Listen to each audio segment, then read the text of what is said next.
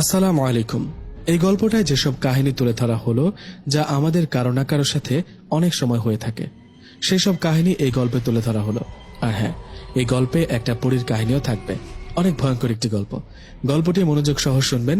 গল্পটি লিখেছেন মোহাম্মদ নিশাত। চলুন গল্পে ফিরি।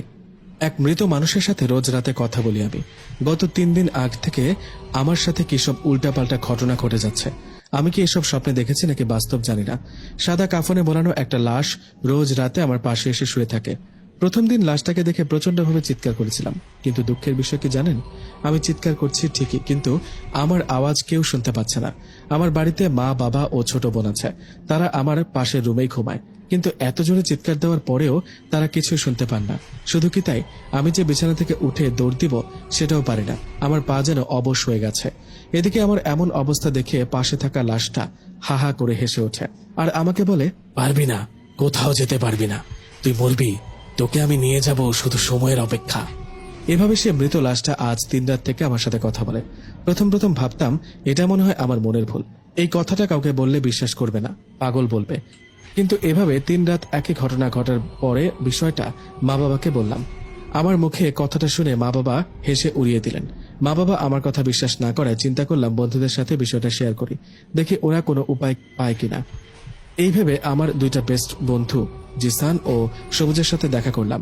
ওদের সাথে দেখা করে আমার সাথে এই 3 রাত ঘটে যাওয়ার সব ঘটনা খুলে বললাম। আমার মুখে এই কথাগুলো শুনে জিসান ও সবুজ হাহা করে হাসতে হাসতে বলে, কি, মৃত লাশ তোর পাশে শুয়ে থাকে, তোকে ভয় দেখায়, কথা বলে? শালা, মিথ্যা বলার জায়গা পাস না, তাই না? এটা কি বিশ্বাস করার মতো কথা? আমি বললাম, বিশ্বাস কর ভাই, সত্যি আমার সাথে এরকম ঘটনা ঘটে। আমি মা বাবাকে ব্যাপারটা বললাম, ওনারাও তোদের মতো হাসি তামাশা করলো। সবুজ বলল, নিশাত, তুই যে কথাগুলো বললি এগুলো তোর মা বাবা কেন কেউ বিশ্বাস করবে না, হয়তো স্বপ্ন টপ্ন দেখিস। আমি স্বপ্ন দেখি না ভাই, বাস্তব নিজের চোখে দেখি সব। নিজের চোখে কি দেখিস তুই? কোন গোরস্থান থেকে লাশ আসে তোর কাছে? আমার মনে হয় ওই লাশটা তোকে পছন্দ করে, বিয়ে করতে চায় তোকে। আমি বললাম, দেখ জিসান, মজা করিস না, আমি সিরিয়াসলি বলছি কথাটা। তো আমি কি মজা করছি নাকি? আমিও তো সিরিয়াসলি বলছি। ওটা তো ভূত, লাশ রূপে আসে।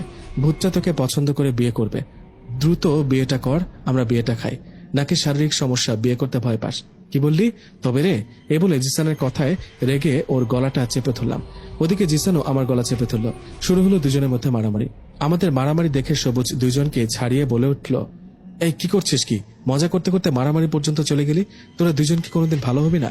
এই তো কদিন আগে কথা কাটাকাটি করে মারামারি করলি, তোদের দুজনের এত ঝগড়া লাগে কেন? আমাকে বলিস কেন? ওকে বল।